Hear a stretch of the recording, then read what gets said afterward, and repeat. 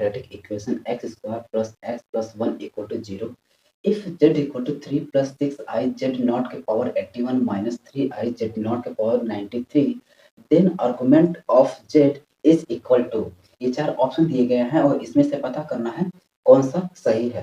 तो चलो क्या करते हैं, सॉल्व करते हैं। तो हमको ये दिया गया क्या, ये जेड कॉम्प्लेक्स इक्वेशन दिया गया, ठीक। तो इसका क्या निकालना है, आर्गुमेंट। तो फिर यहाँ पर हम एक बार क्या करते हैं, इसको लिख लेते हैं। तो Z equal to 3 plus 6i Z naught 81 minus 3i Z naught 93। अब सबसे पहले हमने तो इक्वेशन नहीं दिया, अब यहाँ क्या करना पड़ेगा, पहले हमको जेड नॉट निकालना पड़ेगा। तो इस जेड नॉट की वैल्यू निकालने के लिए हमको देखो एक इक्वेशन दिया गया है, क्या, X square plus X plus 1 equal to 0, और इसके जो रूट है क्या है, जेड नॉट है। क्या है, इसके जो रूट है वो क्या है, जेड नॉट है। तो अब अगर क्वाड्रेटिक है तो इसके कितने रूट आएंगे, 2 रूट आएंगे। तो चलो पहले क्या करते हैं, इसकी वैल्यू निकाल लेते हैं। तो सीधा चार्ज से हम क्या करेंगे, एक्स की वैल्यू निकालेंगे।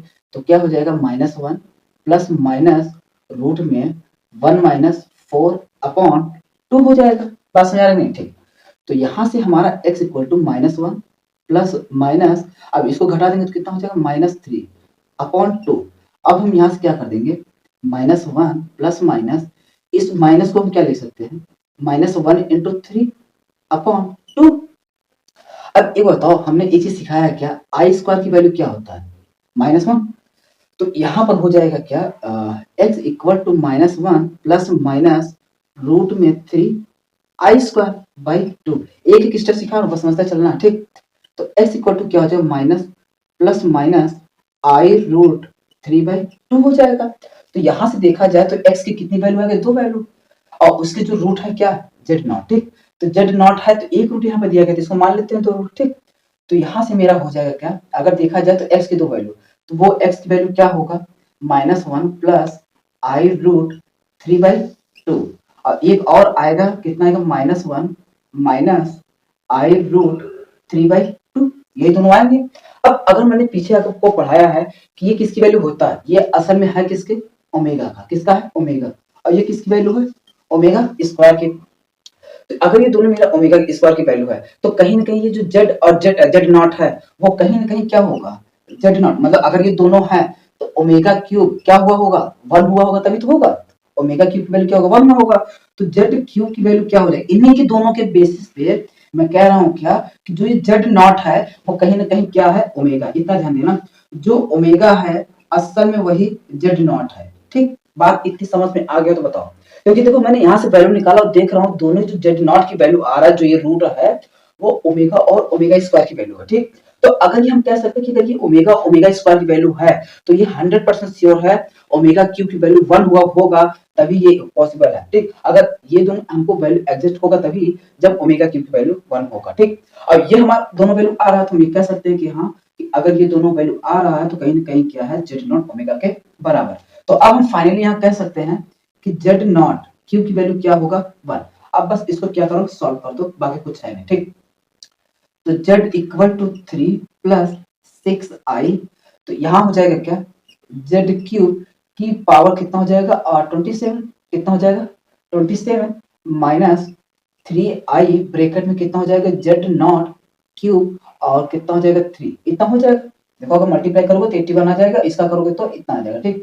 अब क्या करना, कुछ बचा ही नहीं है, 3 प्लस, अब इसकी वैल्यू कितना हो गया, 1, 1 के पावर 27 करूंगा तो फिर भी कितनी वैल्यू आएगा, 1 ही आएगा, ठीक। तो यहां से आ गया क्या, 3 प्लस 6i माइनस 3i, इतना आ गया।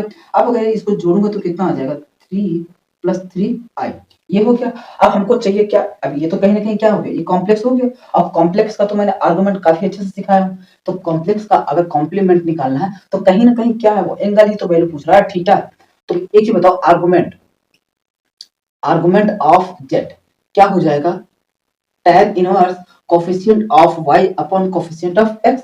तो अगर देखा जाए तो ये क्या, कोफिशिएंट ऑफ y मतलब कॉम्प्लेक्स नंबर में है, ठीक। तो यहाँ पर कोफिशिएंट ऑफ y क्या होगा, क्योंकि भाई देखो z इक्वल टू क्या होता है, x प्लस आई वाई, ठीक, यही तो होता है। तो यहाँ पर y अगर कंपैरिजन कराऊंगा तो अगर यहाँ पे z equal to 3 plus 3i, तो y की वैल्यू क्या होगा, 3 हो जाएगा, रख दो। तो tan इनवर्स 3 और x की वैल्यू क्या हो गया 3, काटूंगा तो कितना आएगा 1 आएगा, और 1 किसकी वैल्यू होता है पाई बाई 4। ठीक, तो यही हमारा क्या होगा आंसर, मैच नहीं कर रहा है क्या, तो ये तो 0 है, होगा नहीं, पाई बाई 3 होगा नहीं, कौन होगा ये। देखो करने को तो ये क्वेश्चन मुश्किल से मुश्किल 40 सेकंड का क्वेश्चन था, 40 सेकंड में तो क्वेश्चन उड़ा दूंगा। ठीक, एक जो मॉडरेट टाइप का लड़का होगा वो भी 40 सेकंड में इसको उड़ा देगा, बहुत टफ नहीं था। ठीक, लेकिन मैंने कहा ना कि भाई कमजोर लड़के, ताकि वो भी लड़का जब करने लगे ना तो वो एक अलग ही पावर रहेगा। ठीक, और बाकी देखो एकदम पूरी बेसिक से एक चीजें बताया ताकि एक कमजोर से कमजोर लड़का रहे वो भी सीख जाए, बस उसके अंदर सीखने की चाह है बस, बाकी सिखाना तो अपना काम है, यूं ही सिखा दूंगा। ठीक, बहुत टफ नहीं है, बस इसको हवा बनाएगा। ठीक, देख लो क्या ही था, कुछ नहीं था। ठीक, बाकी चलो नेक्स्ट क्वेश्चन देखते हैं।